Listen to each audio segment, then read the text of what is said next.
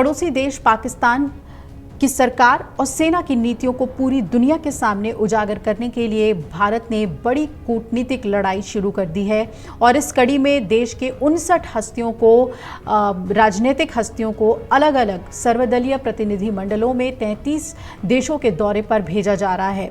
आपको बता दें कि तमिलनाडु से निर्वाचित लोकसभा सांसद कनिमोझी के नेतृत्व में भी एक दल रूस के लिए रवाना हुआ था, जो कि रूस पहुंच चुका है। रूस की राजधानी मॉस्को पहुंचने के बाद कनिमोझी समेत दल में शामिल अन्य लोगों की तस्वीरें सामने आई हैं। मॉस्को स्थित भारतीय दूतावास ने बताया है कि प्रतिनिधिमंडल का स्वागत रूस में भारत के राजदूत विनय कुमार ने किया और इस प्रतिनिधिमंडल में राजीव राय, कैप्टन ब्रिजेश चौटा, श्री प्रेमचंद गुप्ता, डॉक्टर अशोक कुमार मित्तल, राजदूत मंजीव सिंह पुरी शामिल हैं। और रूस पहुंचे भारतीय प्रतिनिधिमंडल में शामिल सांसद और राजनीतिक हस्तियां कई अहम बैठकों और बातचीत के कार्यक्रमों में शरीक होंगे। मॉस्को में भारतीय दूतावासों से जारी बयान के मुताबिक इस दौरे का मकसद पाकिस्तानी आतंकी ठिकानों पर भारतीय सेना के ऑपरेशन सिंदूर के तहत की गई कार्रवाई और दहशतगर्दों के खिलाफ भारत सरकार के निरंतर प्रयासों से पूरी दुनिया को अवगत कराना है। इसके अलावा प्रतिनिधिमंडल आतंकवाद के खतरे के खिलाफ भारत के सैद्धांतिक और दृढ़ रुख को आगे बढ़ाने का प्रयास भी कर रहा है।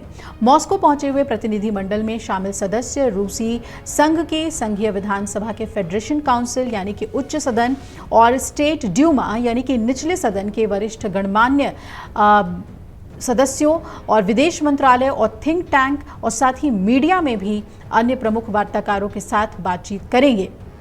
मॉस्को पहुंचने से पहले इस दल ने रूस के ऊपर से लिए गए एरियल शॉट भी शेयर किए। सर्वदलीय प्रतिनिधिमंडल के दौरे का मकसद बताते हुए डीएम के सांसद कनिमोझी ने कहा कि इस यात्रा का मुख्य उद्देश्य आतंकवाद पर भारत के एकीकृत रुख को बताना और वैश्विक स्तर पर फैलाई जा रही गलत सूचनाओं का मुकाबला करना है। उन्होंने ये भी कहा कि हमारा उद्देश्य भारत के संदेश को अलग अलग देशों तक ले जाना, देश में जो हुआ है उसे समझाना, पूरी दुनिया को सच्चाई बताना है। हमें इस समस्या का समाधान करना होगा कि दुनिया को आतंकवाद के खिलाफ एकजुट होना होगा। भारत के रुख को पूरी दुनिया के सामने स्पष्ट करने की जरूरत पर कनिमोझी ने कहा कि हमने आतंकवाद की वजह से 26 लोगों की जान गंवाई। हम इस बारे में बात करना चाहते हैं कि आतंकवाद के कारण इस देश में क्या हुआ है और क्या हो रहा है। हम इसे रोकना चाहते हैं। निहित स्वार्थ वाले लोग अलग अलग कहानियां गढ़ने की कोशिश कर रहे हैं, इसलिए सच बताया जाना चाहिए। अपने कार्यक्रम के बारे में कनिमोझी ने यह भी बताया कि हम अंतर्राष्ट्रीय मामलों की समिति के प्रथम उप अध्यक्ष आंद्रे डेनिसन से मिलेंगे। हम रूस के उप विदेश मंत्री से भी मुलाकात करेंगे।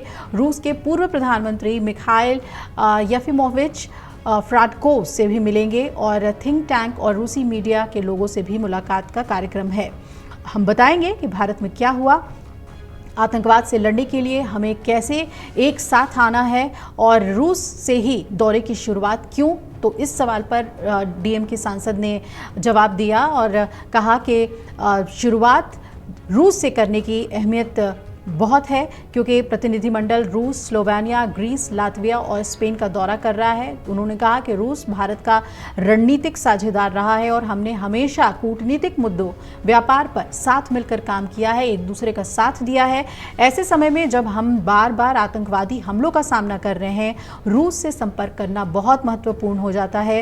राजदूत विनय कुमार ने कहा कि आतंकवाद का मुकाबला करने में भारत रूस बहुत पुराने सहयोगी रहे हैं। दोनों का एक लंबा इतिहास रहा है। आतंकवाद का मुकाबला करने के लिए भारत ने किसी देश के साथ पहला संयुक्त कार्य समूह 2002 में रूस के साथ ही बनाया था और रूस में भारत के राजदूत विनय कुमार ने आगे ये भी कहा कि भारतीय प्रतिनिधिमंडल की यात्रा का उद्देश्य आतंकवाद के खिलाफ भारत की लड़ाई के बारे में वैश्विक समुदाय के साथ साथ रूस को भी अवगत कराना है। यात्रा का मकसद पाकिस्तान से जुड़ी भारत की गंभीर चिंताओं को साझा करना भी है। किस तरीके से ये यात्रा आगे बढ़ती है, क्या बातचीत रूस के साथ होती है, रूस का क्या रुख रहता है, ये तमाम बातें आगे जानने के लिए बहुत ही महत्वपूर्ण होगी। फिलहाल ये यात्रा अपने गंतव्य स्थान तक पहुंच चुकी है। अगर आप ये वीडियो YouTube पर देख रहे हैं तो हमारे चैनल को सब्सक्राइब कर बेल आइकन दबाएं और Facebook पर देख रहे हैं तो हमारे पेज को लाइक करें।